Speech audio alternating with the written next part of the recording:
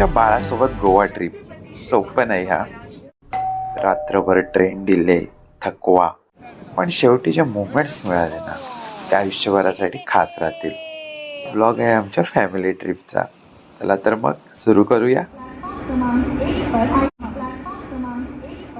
14 February रात्री 11ची train होती ठाणे स्टेशनवरून. पण गोवा ट्रिपची सुरुवातच झाली एका ट्विस्टने. गाडी संख्या 11099 ही गाडी आपल्या निर्धारित वेळेपेक्षा 4 तास उशिराने धावत आहे. ट्विस्ट असा की ट्रेन पूर्ण 4 तास लेट. अशा ट्रिपमध्ये पॅरेंट्स म्हणून बिगेस्ट चॅलेंज काय असतं माहिती आहे? तुम्ही थकलात तरी चालेल, पण बाळ कम्फर्टेबल असलं पाहिजे. रात्री 11ची ट्रेन पहाटे 4 वाजता ठाणे स्टेशनला पोहोचली. सकाळी 4 वाजता उठलेली नित्या आणि तरीही तिचा मूड फुल फ्रेश.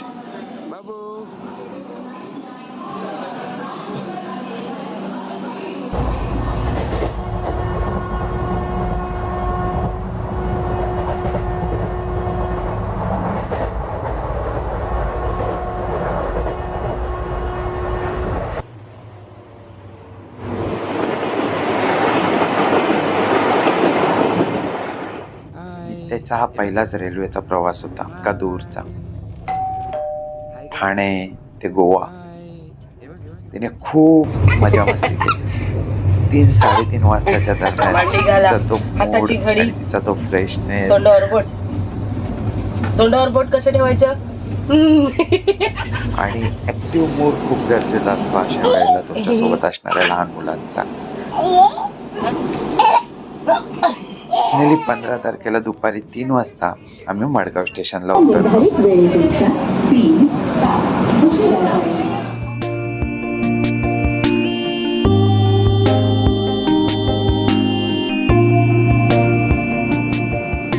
मडगाव स्टेशनवरून थेट निघालो हॉटेलकडे.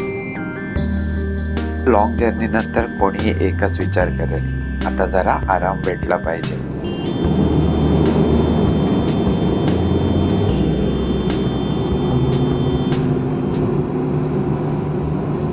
आमचं हॉटेल कलंगूट बीच जवळ होतं.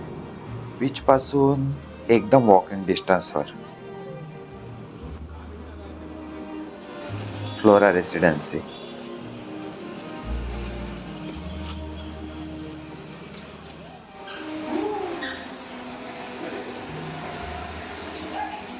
हॉटेलमध्ये एंट्री करताच त्याला दिसला तो fish pot.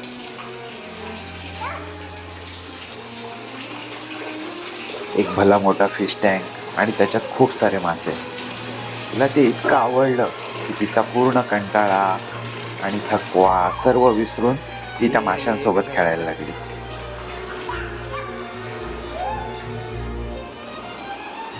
Room checking complete करून थोडं फ्रेश झालो, लंच केलं आणि थोडा आराम केला.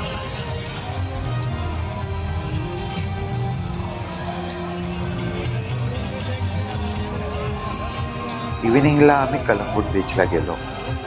नित्यासाठी हा पहिलाच बीच एक्सपिरियन्स. कलंगूट बीचला उतरल्या तुम्हाला तर माहितीच आहे, पूर्ण रेड सँड. इथे उतरल्या नित्या त्याची खेळायला लागली आणि तिचा तो आनंद पाहून सगळा थकवा गायब झाला.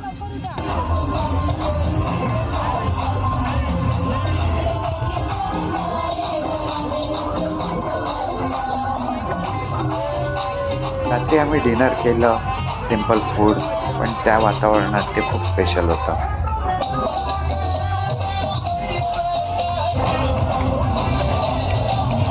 आणि आता मात्र नित्याला इतकी झोप आली होती की ती लिटरली माझ्या डोक्यावर डोकं ठेवून झोपत होती.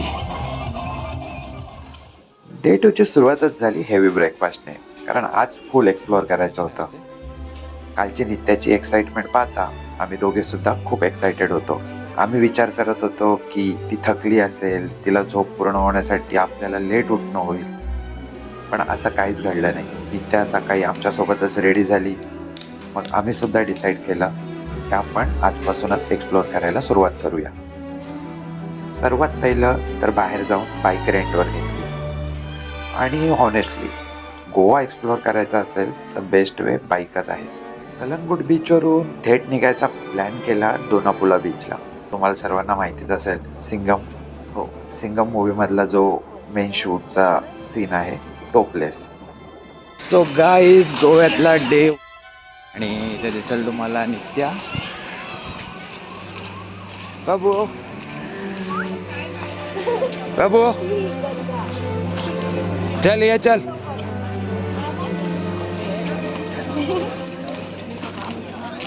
डोनापोला स्पॉटला तुम्हाला एंट्री घेण्यासाठी 50 रुपये पर पर्सन प्रमाणे तिकीट घ्यावं लागतं.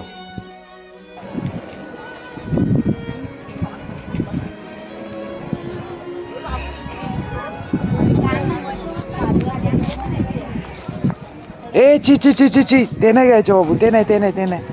चल चल मम्माला पकडे पकडे, मम्माला पकडे. ये ये ये. मम्मा आहे ना, मम्माला जायचं आपण खेळायला. ए मम्मा कुठे, मम्मा मा कुठे, मा बाबू मा आहे की ना, मा दिसतच नाही.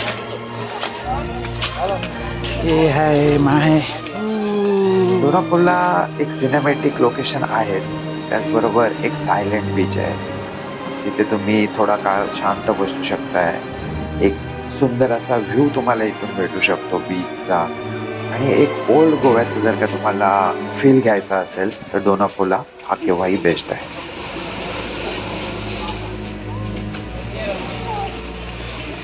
खाली आहे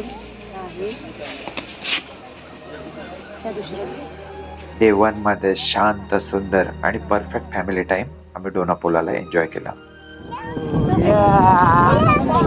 कुठे चाललो आपण. सो गाईज फायनली आमचा फर्स्ट पॉइंट एक्सप्लोअर करून झालेला आहे आणि सेकंड पॉइंट कडे आम्ही निघतोय. हाय हाय करा, हाय कशा करायचं. हाय. दुपारी 11:30-12च्या दरम्यान आम्ही पोचलो मिरामार बीचला. मिरामार बीच एक ओपन प्लेस आहे जिथे तुम्ही मजा मस्ती करू शकताय, पाण्यामध्ये उतरू शकताय. बीच आहे बीच. बीच बीच कुठे बीच. इकडे जायचं. मी सुद्धा आमची बाईक पार्क करून मिरामार बीचवर एंट्री घेतली. हाय करा, हाय करा. मिरामार बीचवर एंट्री घेताच त्याने पाण्यामध्ये उडी मारायला सुरुवात केली. ते मोमेंट खूप सिंपल होते पण खूप प्रिशियस होते. तिचा तो आनंद, ती ज्या प्रकारे वाळूमध्ये खेळत होती, तुम्हाला ही व्हिडिओमध्ये दिसत असेल, खूप हॅपी फील करत होती. आणि आम्ही सुद्धा विचार नव्हता केला की ती इतक्या इझिली इथे कम्फर्ट फील करेल आणि कम्फर्टेबली एन्जॉय करेल.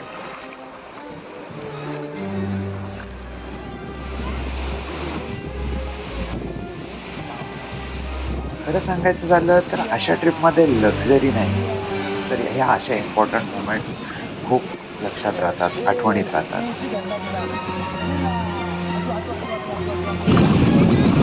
इतके मजा मस्ती केल्यानंतर भूक तर लागणारच.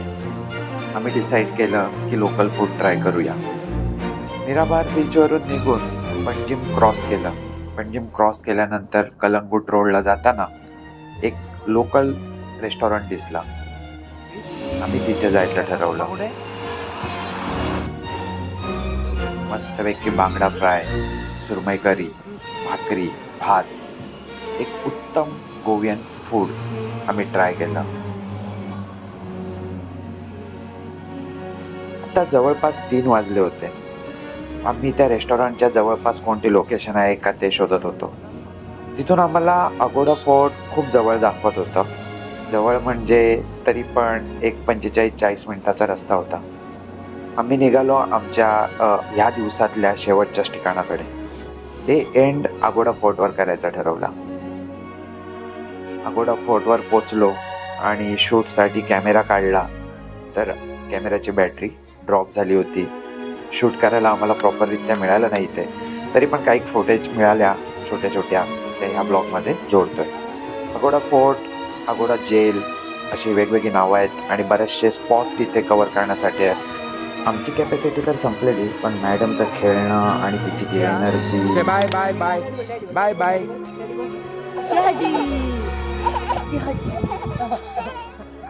सो गाइस डे 1 इसी प्रकार ख़त्म हो चुका है. अगोड़ा फोर्ट पे, अगोड़ा जेल पे सॉरी, और हम लोगों ने बहुत एंजॉय किया और सब लोग थक चुके हैं ऑलरेडी। सो अभी जाके करने वाले रेस्ट और मिलने वाले डे 2 पे कल।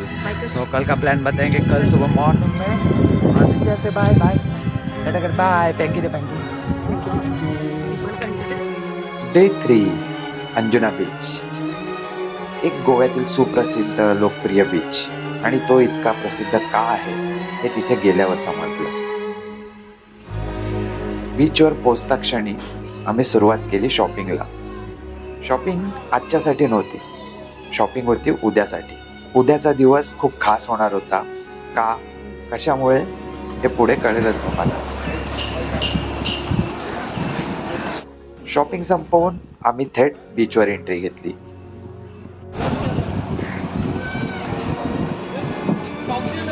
बाबू काय करते?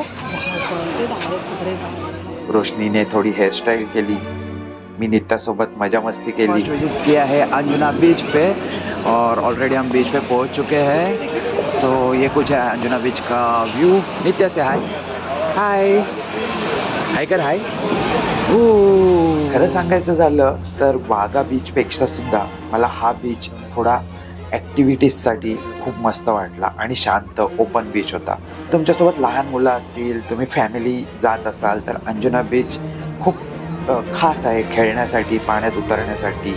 आम्ही सुद्धा तिघेही पाण्यात उतरलेलो आणि खूप मजा मस्ती केली या बीचवर. ते इनिशियली थोडी घाबरली पाण्याच्या लाटा बघून, पण नंतर ती सर्वात जास्त एन्जॉय करत होती. इथली रेड सँड, क्लिअर पाणी आणि खूप जास्त खोल सुद्धा नाही आहे. कोणी इझिली इथे एन्जॉय करू शकतो. अंजुना बीचला एन्जॉय करून आम्ही निघालो रिटर्न हॉटेलकडे, कारण आजची इव्हिनिंग खूप खास होणार होती, ज्यासाठी आम्ही गोव्यात यायचा प्लॅन केला होता. 17 फेब्रुवारी गोवा ट्रिपचा अजून एक एक्साइटिंग पार्ट, मापसा कार्निवल. गोव्यातले बरेचसे बीचेस ते एक्सप्लोअर केले आपण. गोवा म्हटलं तर इथलं फेस्टिवल ते तर एक वेगळाच एक्सपिरियन्स देतात. इव्हिनिंगला आम्ही निघालो मापसामध्ये. जसं आम्ही मापसामध्ये एंटर झालो तशा पूर्ण वाईब्सच बदलल्या. म्युझिक, लाईट, लोकांची एनर्जी लेवल सगळंच नेक्स्ट लेवल होतं.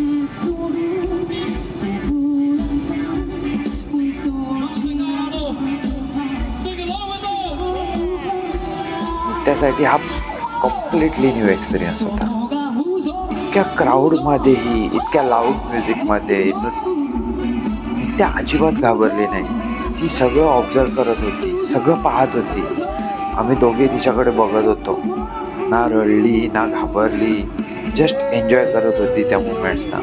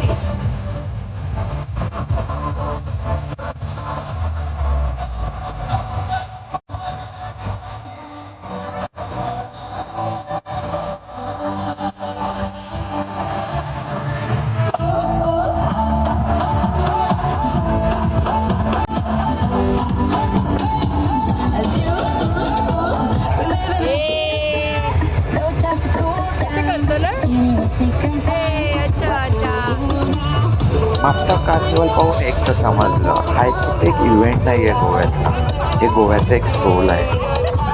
तुम्ही जर का कधी गोव्याला जायचा प्लॅन केला तर ह्या दिवसातच जा, कारण हा जो कार्निवल टाईम असतो ना हा खूप मेमोरेबल असतो आणि इथे तुम्हाला गोव्यात कल्चर आणि खूप सारे एक्सपिरियन्स कलेक्ट करायला मिळतात.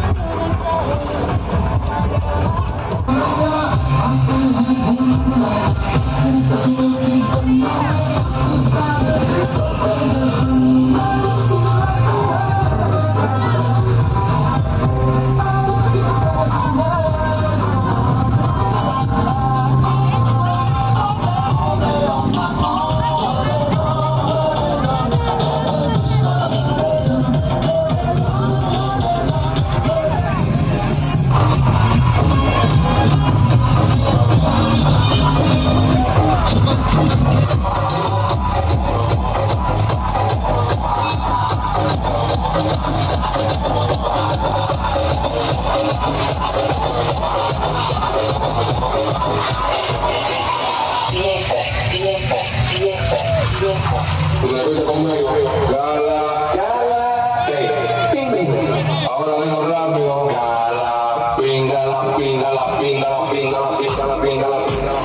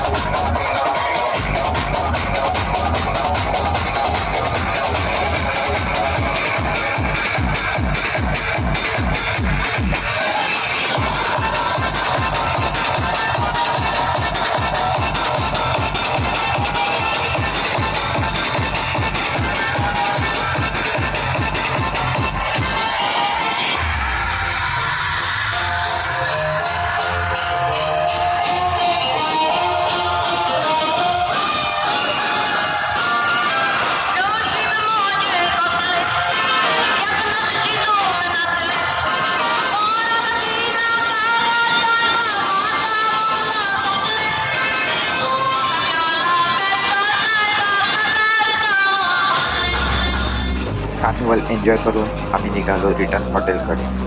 उद्याचा दिवस शेवटचा दिवस असणार आहे गोव्यामधला, दिवस विथ नाईट, आणि ती नाईटसुद्धा खास असणार आहे जशी आजची नाईट खास होती. सो गुड नाईट गाईज, भेटूया उद्या सकाळी एका नवीन एक्साइटमेंट सोबत.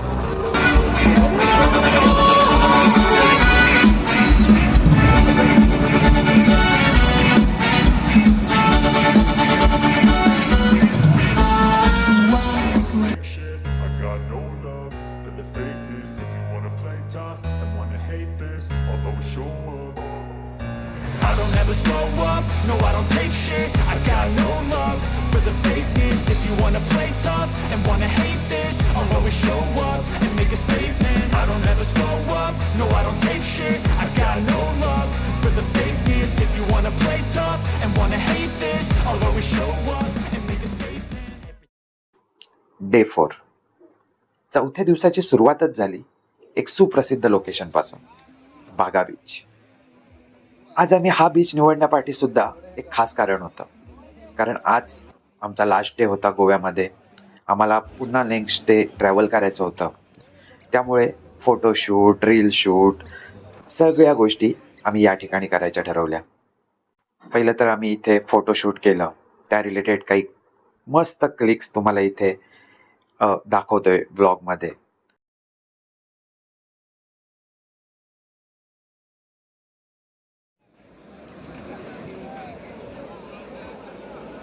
त्यानंतर सुरू झालं रोशनी आणि नित्याचं रील शूट, आणि कॅमेरामॅन होतो मी स्वतः.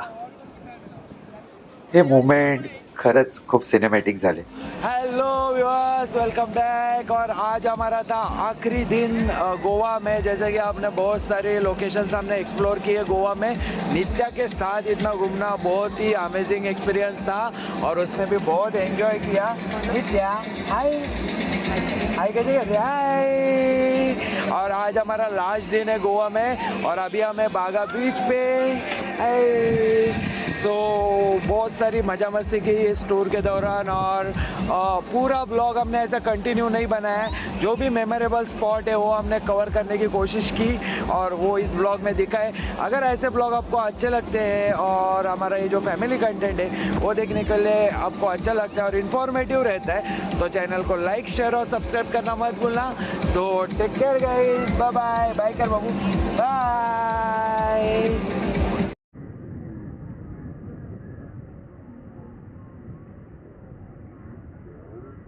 खरं सांगायचं झालं तर हा पूर्ण जो 4 नाईट आणि 5 दिवसाचा जो तुम्ही प्लॅन पाहिलात हा आम्ही डिझाईन करून घेतला होता श्रीमान हॉलिडेज थ्रू। त्यांनी आम्हाला पूर्ण हॉटेल बुकिंग, पिकअप ड्रॉप, आमची ही आजची शेवटची नाईट जी आहे, जी डिनर पार्टी प्लॅन आहे जो की खूप क्लास राहणार आहे, हे सर्व त्यांनी आम्हाला अरेंज करून दिलं होतं श्रीमान हॉलिडेज म्हणून। त्याच्या डिटेल्स सुद्धा आपल्या कॅप्शनमध्ये देणारच आहे मी। तुम्ही सुद्धा तुमचे प्लॅन्स जे आहेत ते श्रीमान हॉलिडेज थ्रू करून घेऊ शकताय। थोडंफार मजा मस्ती करून आम्ही पुन्हा हॉटेलला गेलो। संध्याकाळी 7-7:30 वाजता आम्हाला कलंगूट बीचवरून बसने पिक केलं आणि आम्ही निघालो पंजिम बीचकडे। पंजिम बीचला आल्यानंतर तुम्हाला तर थोडीशी हिंट लागलीच असेल की एक्झॅक्ट प्लॅन काय आहे। तर हो, आम्ही आज एंजॉय करणार होतो क्रूज डिनर। सो गाइस, आज है लास्ट नाइट गोवा में और अभी निकल रहे हैं हम क्रूज डिनर करने। सो रोशनी, सो अभी पंजिम में हम और पंजिम में क्रूज डिनर करने वाले, देखने वाले कैसे है, एग्जैक्ट एक्सपीरियंस रहने वाला है पूरा। हाँ डैडी, हाँ पीछे पीछे इथे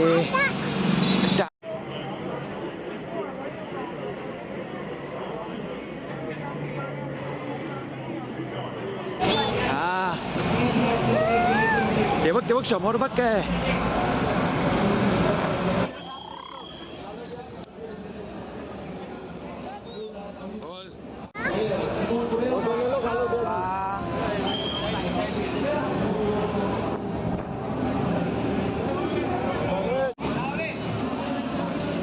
ते राहू दे द्यायच्या काकांना।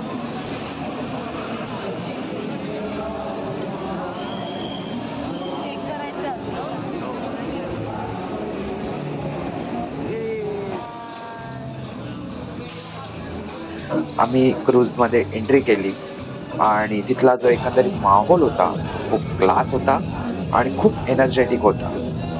जसं त्याचं नाव आहे क्रूज डिनर पार्टी, तसं light, music, vibes, everything is perfect. खरं तर इथे एंट्री केल्या केल्या आम्हाला स्टार्टर सर्व केला गेला, त्यानंतर तिथले गेम्स इव्हेंट चालू झालं।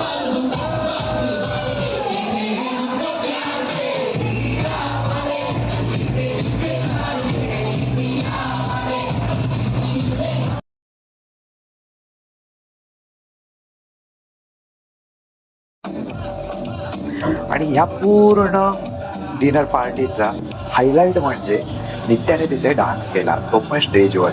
आणि हे माझ्यासाठी तरी खूप एक्साइटिंग होतं आणि तिची ती स्टेज डेअरिंग बघितली आणि मला पण माझे लहानपणीचे दिवस Athawale. It's a great moment in my life.